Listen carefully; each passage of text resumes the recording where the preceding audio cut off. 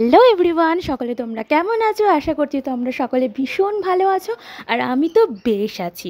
তো চলো, Nikita art and ক্রাফটের পক্ষ থেকে এবং নিকিতা লাইফস্টাইলের পক্ষ থেকে তোমাদেরকে জানাই অনেক অনেক অভিনন্দন আর অনেক অনেক ভালোবাসা। আজকে একটা সুন্দর কাজ নিয়ে এসেছি। কাজটা হলো ছাতার উপরে ডিজাইন।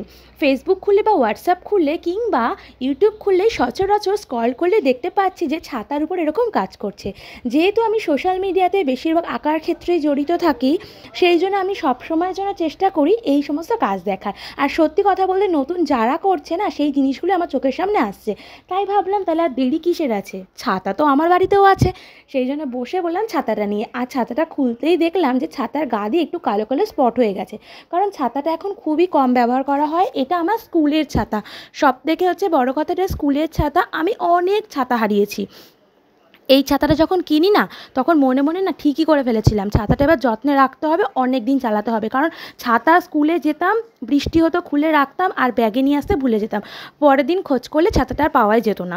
এরকম হয়তো অনেকেই ছাতা হারিয়ে ফেলেছো। এরকম বিশেষত বর্ষাকালে ছাতা কোথাও নিয়ে গেলে আসার সময় অনেকেই ভুলে যায়, এরকম ছাতা হারিয়ে ফেলে। তো মা স্ট্রিক্টলি বলেই দিয়েছিল, এইবার যদি ছাতা হারায় তোমাকে আর ছাতা কিনে দেওয়া হবে না। তো সেই কথাটা মাথায় রেখে ছাতাটা এতই যত্ন করেছি, ছাতাটা এখনও টিকে আছে আমার কাছে। তো যাই হোক, এখন তো ছাতাটা খুবই কম ব্যবহার করা হয়, কারণ বর্ষাকালে এখন ঘর থেকে এখন কমই বেরোনো হয়। আর যদিও মালপত্র কিনতে গেলেও টোটো গাড়ি করে যাওয়া হয়, সেই ক্ষেত্রে আমার এখন ছাতাটা কমই প্রয়োজন হয়। তো আর কি, ছাতাটা খুললেই দেখলাম ওরকম অবস্থা হয়ে আছে, তাই ভাবলাম যে দেরি কিসের আছে, ছাতাটাকে যদি রঙিন করে নেওয়া যায়। সেই কারণে বসে পড়লাম নিজের মনের মতন কাজ করতে। আর সকালবেলা যেহেতু পড়ানো ছিল, ওরা পড়তে এসেছিলো, ওরা পড়ছিল, ওদেরকে লিখতে দিচ্ছিলাম, তার ফাঁকে এই কাজগুলোকে করছিলাম। আর দোকানেও ছিলাম। আজকে সকালবেলা 6টার দিকে ঘুম ভেঙে গেছে। ঘুম থেকে উঠে নিয়েই 7টা থেকে কি 7:30 থেকে সমস্ত বাচ্চারা পড়তে চলে আসে। ওই বাচ্চাটা হয়তো ভুল করে 6টার সময় চলে এসেছে। তো যাই হোক, আর আমারও ঘুমটা আজকে তাড়াতাড়ি ভেঙে গেছে। তো ও তো বসেছিল, পড়াটা করছিল, বাকিরা তো আসেনি। তো ওকে বললাম তুই নিজের মতন পড়া দেখ। তো ও যখন নিজের মতন পড়া দেখছিল, আমিও দোকান টোকান খুলে নিয়ে বসে বললাম এই কাজটা করতে। ও বললো ঠিক আছে দিদি, সবাই যখন আসুক তখন আমি পড়া করবো, আমিও ওয়েট করি, তার ফাঁকে ফাঁকে তোমার এই কাজটা আমি দেখি। তো আমি বললাম যে কোনো ব্যাপার না, চল কাজ দেখতে থাক। ও কাজ বলতে থাকে, তা স্ক্রল করে করে কটা কাজ ওকে দেখাতে ওর খুব ভালো লাগে। ও আমাকে বলে কি দিদি তুমি এই পাতা আর ফুল দিয়ে কটা কিছু কাজ করো না। তো ঠিক আছে, ছোট মানুষ, ওর কথা ফেলতে পারলাম না সকালবেলা। সেই জন্য বসে পড়লাম ওর মনের মতন কাজটা করে দেওয়া। আর সত্যি কথা বলতে আমাদেরকে আমার স্যাররা হাতে ধরে শেখায়নি, ও কিন্তু আমার কাছে পড়ে, এমনকি আঁকাও শেখে। তো আমাকে বললো যে দিদি তোমার কাছে অনেক কিছু শেখা যায়, অনেক কিছু জানা যায়, তখন তুমি এই রঙগুলো কোথা থেকে পাও, বিভিন্ন রকম গল্প করতে শুরু করলো। ওকে সবটা বললাম। ও বললো তুমি খুব ভালো, তোমার থেকে অনেক কিছু জানা যায়। আমি বললাম যে বড় হ, বড় হলে তুইও এরকম কাজ করবি। বললো হ্যাঁ, আমার বাড়িতেও তো এরকম অনেক ছাতা আছে, তাহলে এক কাজ করলাম, এই ছাতা তুমি যেগুলো করছো আমার যখন নষ্ট হয়ে যাবে না, বড় হলে আমিও ছাতাগুলো রং করে ফেলবো। আসলে ওরা তো ছোটো, ওদের মনে হয়তো অনেক কথা থাকে, সেগুলো ওরা বলে ফেলে। তো ও যখন বড় হবে সেই ছাতাগুলো পুরনো হয়ে আরও নতুন ছাতা চলে আসবে, সেগুলোকে রং করতে পারবে। ওইটা ভেবে নিল, ওর একটা আইডিয়া হলো, ও দেখলো, ওর ভালো লাগলো। আসলে ছোটরা তো মাটির তলা। আমার দিদুন বলে ওদেরকে তুমি যা শেখাবে ওরা তাই শিখবে, ওদেরকে যা বোঝাবে ওরা তাই বুঝবে। ওর চোখের সামনে যখন এই কাজটা দেখলো সকালে এসে, এরকম একটা এডুকেশনের একটা ক্রাফটের কাজ, ওর কিন্তু দেখে নিজের কাছে ভীষণ ভালো লাগলো। আর ও বসে বসে স্টিলটাও দেখছিল। ও আমাকে জিজ্ঞাসা করছিল দিদি এটা তো লাল রঙের, তাহলে লাল রঙের উপর কী কালার দিলে ভালো লাগবে। ও বলছে দিদি পিঙ্ক দিয়ে করো। যে পিঙ্ক দিয়ে তো ফুটবে না, তাহলে কী দিয়ে ফুটবে দিদি। এরকমভাবে অনেক ছোটোখাটো অনেক প্রশ্ন মনে আসছিলো আর আমাকে জিজ্ঞাসা করছিল। আর আমারও না ভীষণ ভালো লাগছিলো। যখন আমি একা একা ভিডিও করি, মানে তোমাদের সামনে ক্যামেরা অন করে ভিডিওটা করি, তখন আমার নিজের কাছে একাকিত্ব ফিল হয়। কিন্তু আমি যখন কাজটা করি মনোযোগ দিয়ে করি, তো বেশ ভালো লাগে। কিন্তু ও গল্প করছিল, ওর সাথে গল্প করতে করতে কাজটা যে কত তাড়াতাড়ি হয়ে গেল তোমায় কী বলবো, মানে তোমাদেরকে কী বলবো। আসলে কাজ করতে করতে বাকি বাচ্চারা ঢুকলো, বেশ আমার কাজটাও শেষ হলো আর ওরাও এসে হাজির হলো। আর বাকিগুলো তো ছোটো ছোটো, আমার ভয় লাগছিল যে ওরা যদি এই ছাতাটার মধ্যে হাত দিয়ে দেয়, আমার ছাতাটা তো একদম নষ্ট হয়ে যাবে। যাই হোক, একটু বকে টকে দূরে টুরে রেখেছিলাম, তো ততক্ষণে আমার ছাতাটা একেবারে শুকিয়ে গেছে। নিজের কাছেও ভালো লাগছিল। আর ও তো দেখে বললো বা দিদি আমি তো চিনতেই পাচ্ছি না তোমার ওই ছাতাটা আর এই ছাতাটা, মানে এইগুলোই অনেকটা পাওয়া। আর আমি সত্যি কথা বলতে কোনোদিনও এর আগে ছাতার উপর কোনো কাজ করিনি, এই ফার্স্ট টাইম করলাম। আমার নিজের কাছেও ভালো লাগলো আমার কাজটা করে।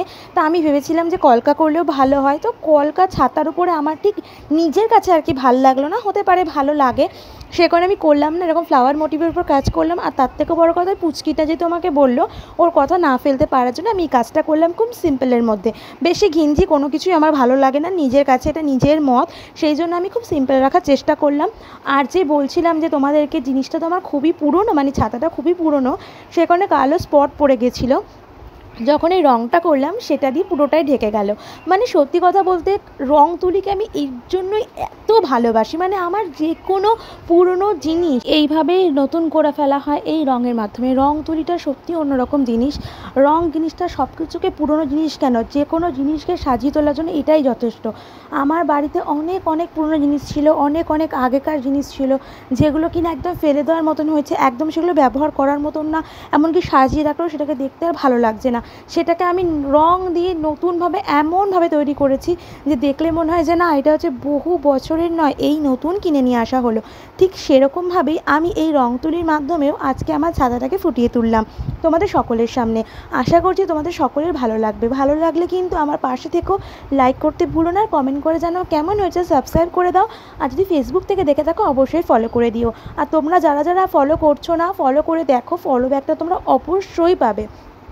এখনও পর্যন্ত যারা যারা আমাকে ফলো করেছে তাদের প্রত্যেককে আমি ফলো ব্যাক দিয়েছি, আশা করি তোমাদের প্রত্যেককে দেবো, আর লাইক কমেন্ট করেও আসবো।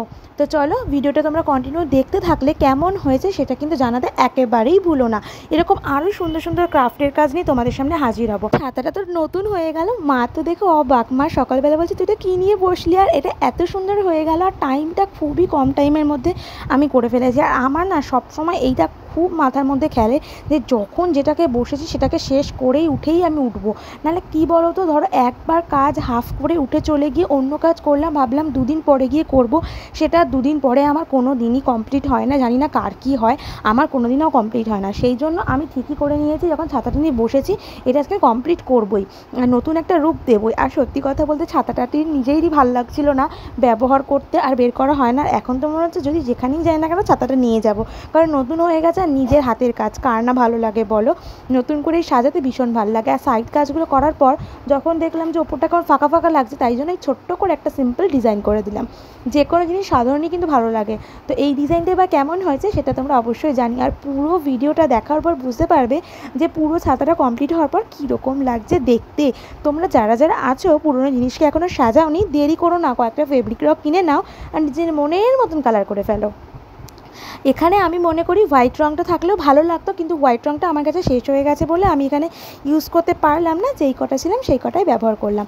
তো চলো, আজকের ভিডিওটা আমি এখানেই শেষ করছি। সকলে সুস্থ থেকো, ভালো থেকো, আর নিজেদের খেয়াল রেখো। আরও নতুন নতুন কাজ তোমাদের সামনে আমি নিয়ে আসবো। তো চলো, থ্যাংক ইউ।